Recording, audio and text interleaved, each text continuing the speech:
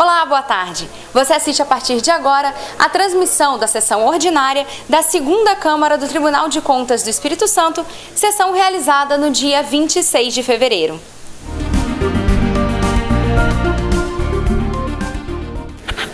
Boa tarde a todos. Havendo quórum presente o Ministério Público Especial de Contas, invocando a proteção de Deus, declaro aberta a sessão e submeto a esta egrégia Câmara para aprovação da ata da 4ª sessão ordinária de 2014, distribuída eletronicamente. Em discussão, votação da ata. Aprovada. Expediente tem razão, né? Processo também não. Também tem. Palavra franqueada só. Palavra franqueada aos senhores conselheiros e conselheiros substitutos do Ministério Público de Contas. Pela ordem. Palavra ao conselheiro Sérgio Abudibe. Inicialmente, presidente, informar que decidi monocraticamente no processo 5715-2013, é uma representação em face da Prefeitura Municipal de Apiacá, por notificação 10 dias. E também comunicar a este plenário que o julgamento do processo 1777-2011, que trata da prestação de contas anual relativa ao exercício financeiro de 2010 da Câmara Municipal de Governador Lindenberg, sob a responsabilidade do senhor Genivaldo Piona, fica designado para o dia 9 de abril do corrente. Determino ainda, com fundamento no artigo 63 da Lei Complementar 621, que sejam devidamente notificados os interessados e patronos em razão do pedido de sustentação oral. E é só. Comunico a todos, senhores conselheiros, retificação das decisões monocráticas lidas na sessão ordinária da 2ª Câmara de 19 de fevereiro de 2014, referente aos processos TC 5044-2013 e 5045-2013, onde se lê prorrogação de prazo por mais 90 dias do senhor Romildo Sérgio Abreu Machado, leia-se extrair cópia da decisão, apartar documentos e autuar como tomada de conta especial. Inclusão em pauta dos processos 5044-2013 e 5045-2013. Continua franqueada a palavra.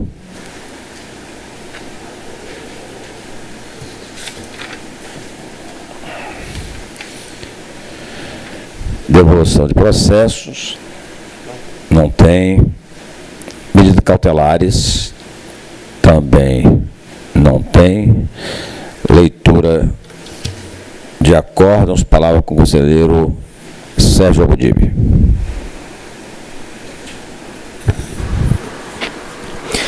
Senhor presidente, acordo TC 056-2014, processo TC 1968-2009, prestação de contas anual, exercício 2008, da Fundação Hospitalar de Irupi, responsáveis senhora Silvia Helena Schwab, Erivelto Luiz Terra, Hélida Aparecida Estopa Terra e Gercelei Storck. Contas regulares, quitação, arquivamento. E é só.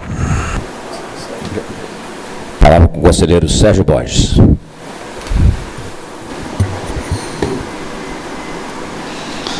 Acórdão TC 058-2014,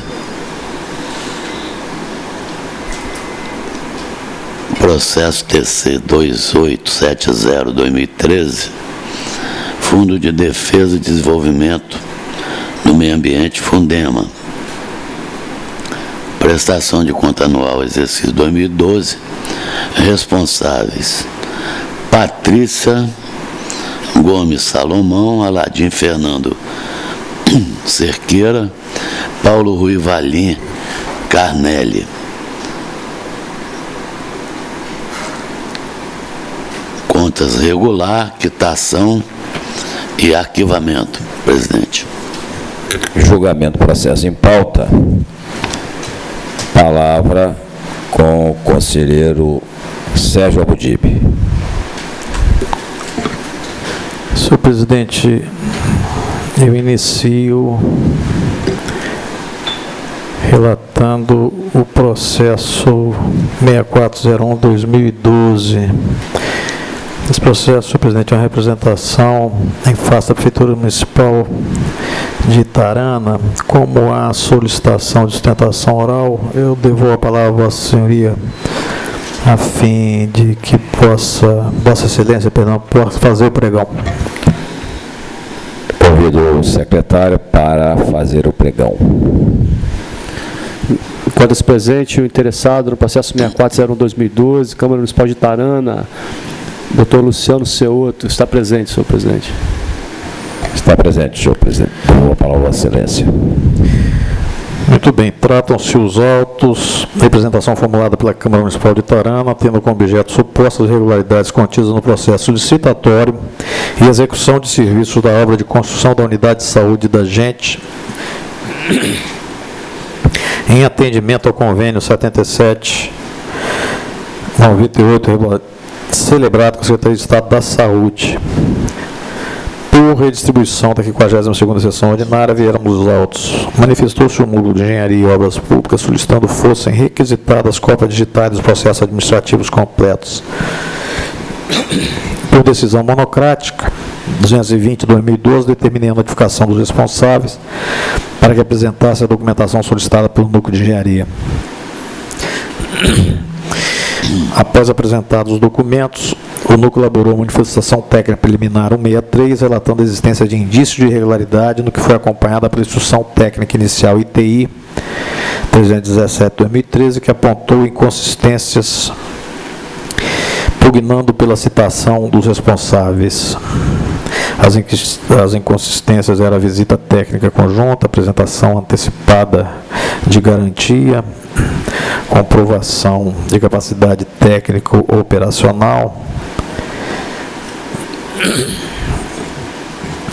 com inibição de participação de eventuais interessados, prejudicando o caráter competitivo da licitação, exigências de comprovação de capacidade técnico-operacional dos licitantes por meio de edital, considerando improcedente a impugnação de empresa que questionou a exigência, fazer constar em relatório técnico qual teve o objetivo de auxiliar a Comissão Permanente de Licitação quanto à definição de requisitos para a qualificação técnica do licitante, exigência de comprovação de capacidade técnico-operacional e opinar pela inabilitação de várias empresas que não atenderam essa exigência. Tais condutas propiciaram a realização de certame com condição capaz de inibir a participação de eventuais interessados. Valores de índices contábeis sem a justificativa devida. Não apresentação justificativa para valores de índices contábeis mínimos e máximos exigidos como condição para habilitação, propiciando a realização de certame sem obediência ao que determina a lei de licitações, quanto à qualificação econômica e financeira, emissão de parecer jurídico favorável à regularidade do procedimento da minuta do edital, quando deveria ter sido manifestado quanto à falta de justificativa dos autos. A instrução técnica identifica a conduta de cada responsável. Item 5, não abertura de prazo mínimo para recebimento de proposta. Item 6, falta de termo aditivo. Efetuar pagamento de primeira e segunda medições que contempla a realização de serviço com quantitativo superior ao contratado, quando deveria ter formalizado as alterações contratuais por meio de termo aditivo. Tal conduta propiciou o pagamento de serviço com quantitativo superior ao contratado sem que houvesse previsão contratual. Atestar a segunda medição do contrato 262, contempla a realização de serviços com quantitativo superior ao contratado, permitir que a empresa contratada executasse o serviço quantitativo superior ao contratado. Regulamentos citados em decorrência da decisão monocrática 418/2013, os responsáveis apresentaram justificativos. O núcleo de engenharia elaborou instrução de engenharia conclusiva 58/2013, pugnando pela manutenção das regularidades consignadas nos itens 1 e 3 da ITI, item 6 acima. Só para esclarecer, falta de termo aditivo. sugerindo que os demais itens fossem analisados pela instrução de análise conclusivas, pelo núcleo, que concluiu pela procedência da representação, considerando irregulares os itens relacionados na ITI sob a responsabilidade das pessoas enumeradas. Sugeriu ainda a aplicação de multa aos responsáveis, com amparo no artigo 62 da Lei Complementar 32/93. Instado a se manifestar, o Parquet de Contas, através do parecer 29/79/2013, da lavra do eminente Procurador-Geral, Dr. Luiz Henrique Anastácio, anuiu integralmente com a manifestação da área técnica desta Corte de Contas. É o relatório, presidente, devolvo a palavra à Vossa Excelência. Com a palavra o representante legal por 15 minutos, se necessário, mais 15 minutos. Senhor presidente, nossa manifestação é só para cumprimentar Vossa Excelência, o nobre relator, nobre conselheiro Sérgio Borges, conselheiro substituto João Luiz Cota Lovati, o zeloso representante do Parquet de Contas, e dizer que dispensamos o prazo regimental para a sustentação oral, pedindo ao final o acatamento das explicações da parte justificante. Muito obrigado. Devolvo a palavra ao conselheiro Sérgio Podivi. Senhor presidente, eu estou acatando o entendimento técnico, entendendo que há procedência na representação. Entretanto, estou divergindo da aplicação da multa. Lado outro, verifico, não restou apurado qualquer desfalque, desvio grave, infração à norma legal ou regulamentar, ato de gestão ilegal e legítimo, improbo antieconômico. O próprio Núcleo de Engenharia e Obras Públicas registra na sua manifestação que não foram analisadas questões referentes a pagamentos indevidos. Entendo que as inconsistências apuradas no procedimento estatório são de ordem formal, não ensejando a aplicação de penalidade aos gestores responsáveis, merecendo determinações dessa Corte. Estou, portanto, votando pelo conhecimento, procedência, com determinações, sem aplicação de multa. Devolvo a palavra a Vossa Excelência em face da divergência. Coloco o processo em discussão. Votação. Acompanho o relator. Conselheiro Sérgio Borges. Acompanho o relator, presidente. Prossiga, senhor relator.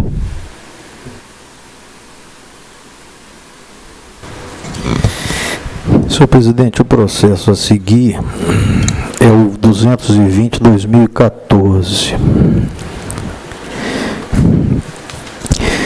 Tratam-se os autos: representação com pedido cautelar de suspensão de licitação apresentada pela empresa Citranstur, Cipriano Transporte Turismo Limitado, alegando irregularidades no edital de pregão presencial número 01/2014, cujo objeto é a contratação de empresa especializada em prestação de serviço para executar o transporte escolar da rede pública municipal e estadual, alunos do ensino infantil, fundamental e médio, inclusive transporte universitário do município.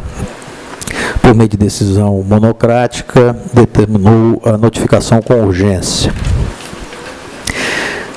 Respondidos, os autos foram encaminhados ao núcleo de cautelares, proferida a manifestação técnica 74/2014, opinando pelo indeferimento da medida cautelar pleiteada diante da ausência dos requisitos constantes no artigo 376, sugerindo que sejam submetidos ao rito ordinário. Eu estou acompanhando o entendimento técnico, votando pelo indeferimento da cautelar e determinando a submissão dos autos ao rito ordinário, conforme sugerido pela área técnica. Não há divergência, há, entretanto, uma apreciação de medida cautelar, ainda que indeferida.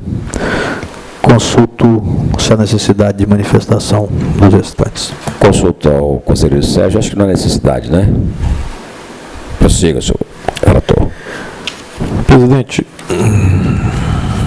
o processo a seguir é uma solicitação de auditoria na Câmara Municipal de Marilândia, exercício 2009, processo 134/2011. Eu estou votando pela citação 30 dias, trazendo como única divergência deixar de converter em tomada de contas na presente momento, aguardando a resposta do responsável e análise da mesma. Em face da divergência, eu vou a palavra, Vossa Excelência. Em discussão, votação, acompanha o relator. Também acompanho. Conselheiro Sérgio Abodibe relatou os seguintes processos: 6401/2012, procedência, rejeitar razões de justificativas, determinação. Processo 220/2014, indeferir medida cautelar e submetê-los ao ritos ordinário. Processo 134/2011, citação.